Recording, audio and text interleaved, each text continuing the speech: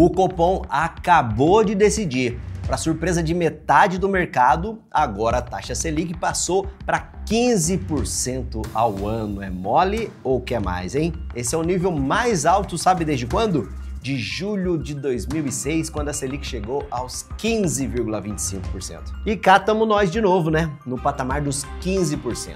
E agora, como é que fica o seu dinheiro, hein?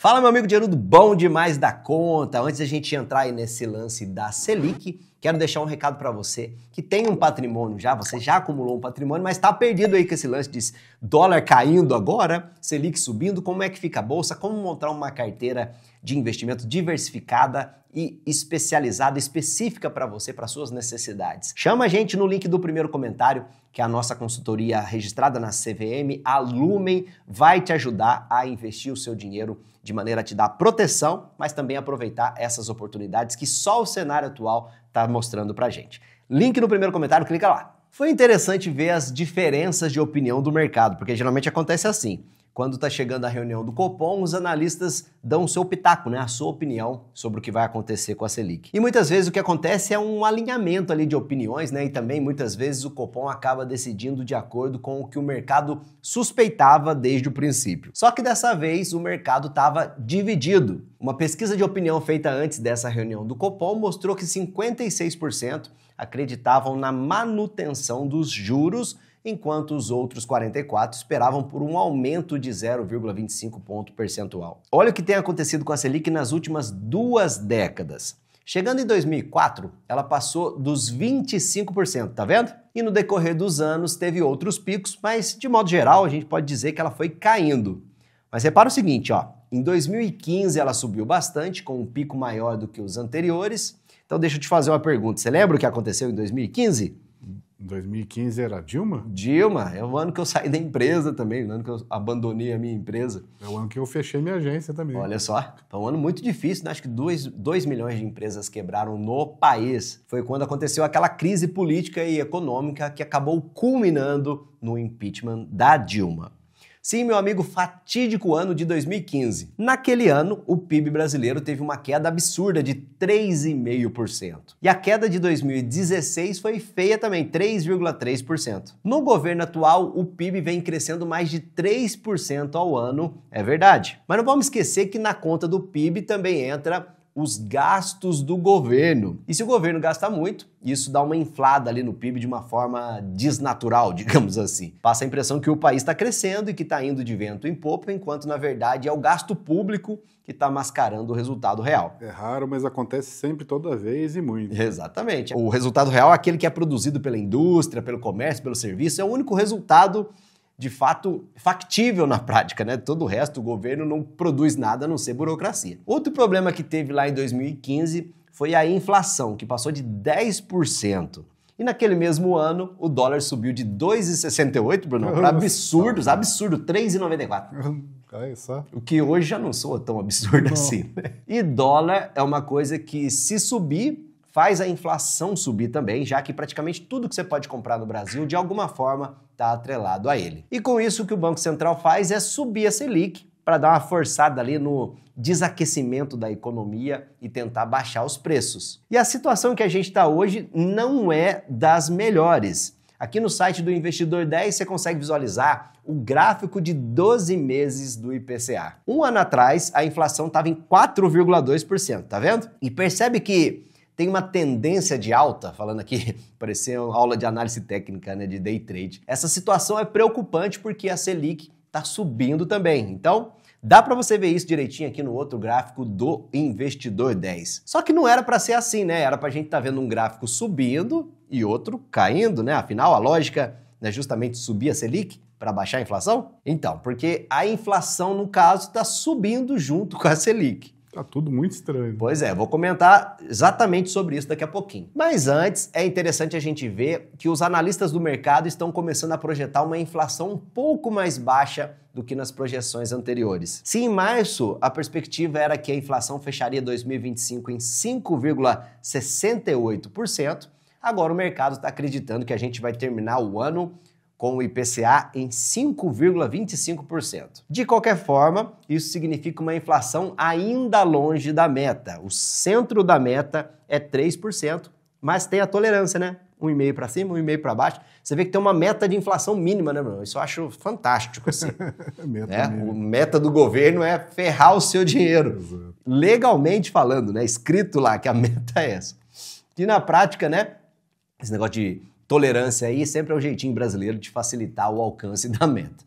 De qualquer forma, ainda é melhor do que uma meta aberta. Lembra dessa também? Lembro. Nossa, tá dando muitos gatilhos hoje. Hoje tá. Mas com tolerância de 1,5%, a inflação de 4,5% para o governo seria considerada dentro do objetivo.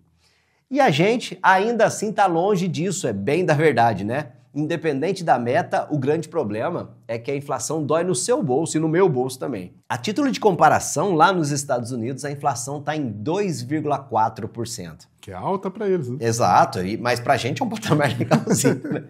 E em maio, ela subiu só 0,1%, bem abaixo do esperado. Esses números chamam muita atenção pelo seguinte: algum tempo atrás, muita gente estava vendo o risco da inflação por lá disparar por causa do tarifaço do Trump.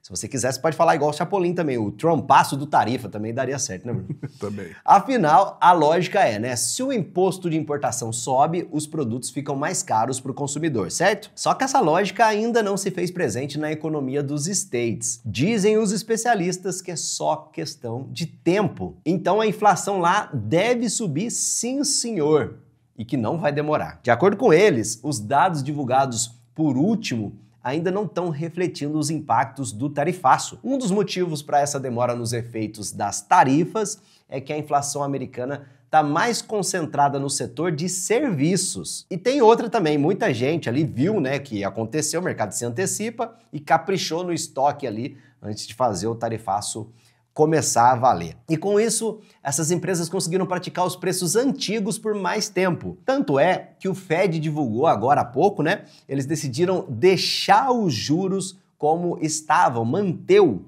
para surpresa de 0,01% dos analistas. Nossa. Ou seja, a Selic americana aí continua no intervalo entre 4,25% e 4,5%. Inclusive, só uma curiosidade, ó. Quando os astros se alinham ali, né, Bruno? Super quarta, Copom decide a Selic na mesma semana em que o Fed define os juros por lá, a gente chama isso de super quarta. A minha pergunta é se os americanos chamam isso de Super Wednesday. Duvido. Ou se não estão nem aí para que é Selic, não sabem nem o que é isso. Não, acho que eles não estão nem aí.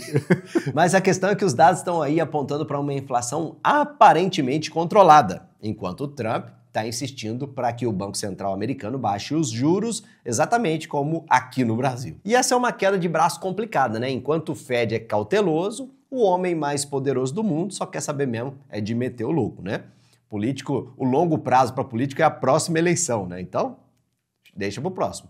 Mas voltando aqui para a nossa querida Selic, olha a situação econômica do Brasil. O Banco Central está mantendo os juros altos para controlar a inflação, certo? E uma Selic alta é o remédio amargo quando a inflação é causada por um consumo muito forte. Só que o principal problema do Brasil não é o consumo, é o gasto do governo. É isso. O governo vem se endividando demais da conta e esse endividamento aí é a principal causa da inflação. Olha esse gráfico aqui, ó. Ele mostra a dívida do governo em relação ao PIB nos últimos 10 anos. Olha só essa. Em 2019, ela começou a cair, mas disparou em 2020 por causa da pandemia. E depois voltou a cair, até que chegou o Lula e a dívida voltou a subir, tá vendo? E para você ver que o problema não é falta de dinheiro, olha esse outro gráfico aqui. Ele mostra as receitas do governo nos últimos 10 anos. Nunca estiveram tão altas, tá vendo? Arrecadando pra caramba e gastando mais do que isso. Loucamente. Só em um ano a dívida pública cresceu 912 bilhões. Vê se pode um trem desse, né? Quase R$1 trilhão gastos a mais em apenas um ano. E com isso a dívida pública chegou ao total de 7,6 trilhões de reais. Ou seja, o Banco Central está tentando contornar a situação aumentando os juros, que são a ferramenta mais efetiva que eles têm na mão. Só que quem tem o verdadeiro poder de baixar a inflação é o governo. Bastaria gastar com sabedoria, e gastar com sabedoria é justamente que a gente não viu o governo atual fazer em nenhum momento. E por governo, veja só, não estou falando só do executivo que não. Tem também os nobres parlamentares que não perdem a chance de uma boquinha, um penduricalho, super salários, emendas bilionárias, né não? Carrões. E daí a Selic no patamar que a gente merece. Isso impacta muito, infelizmente, o crédito e o consumo. Fica muito mais caro fazer financiamentos, seja para pessoa física, pessoa jurídica também, e fica melhor de investir, por outro lado, em renda fixa. Afinal, com Selic alta, vem um CDI alto. E olha que interessante, ó, no site do Investidor 10 também tem um gráfico que eu acho muito legal você olhar. Ó.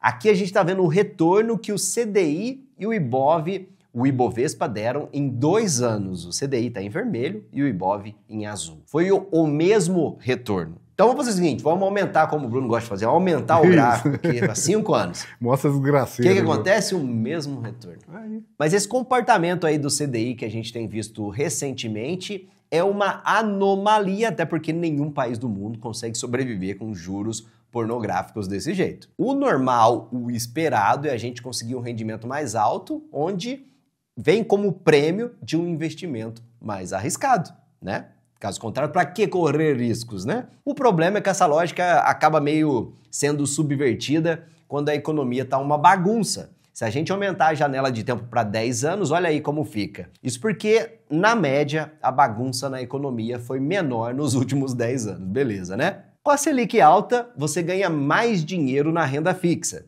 Só que, ao mesmo tempo, esse cenário aí cria oportunidades na renda variável. Isso porque com tanta gente desanimando da bolsa, você começa a encontrar ações de boas empresas com preços descontados. Isso é bem óbvio, né? Se você quiser comprar na baixa, você não pode ficar esperando os preços voltarem para os patamares de Selic baixinha, né? Mas o que a gente pode esperar daqui para frente? Bom, alguns podem dizer que daqui para frente é só para trás.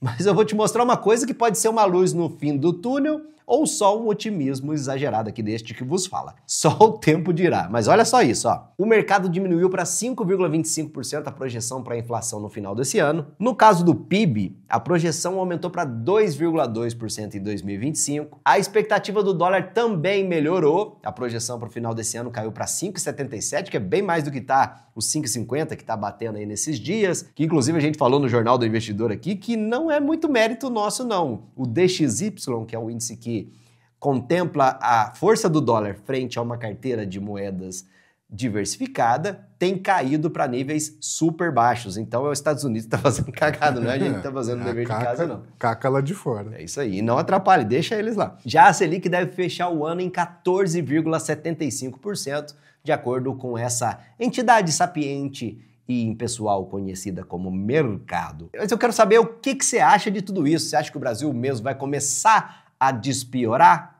Inflação, Selic, câmbio, dívida pública, qual que é o seu palpite esse ano? Deixa um comentário aqui para provar que você fica até o final. O Brunão vai sugerir para você uma palavra-chave. Eu acho que essa gastança do governo, eu quero a criatividade da nossa audiência e dizer para onde está indo esse dinheiro? Para onde está indo o Brasil? O Brasil. Para onde está indo o Brasil? Escreva aqui nos comentários para você ganhar um like deste que vos fala. E se você é inscrito no nosso canal, te vejo no próximo vídeo. Valeu, tudo de bom. Tchau.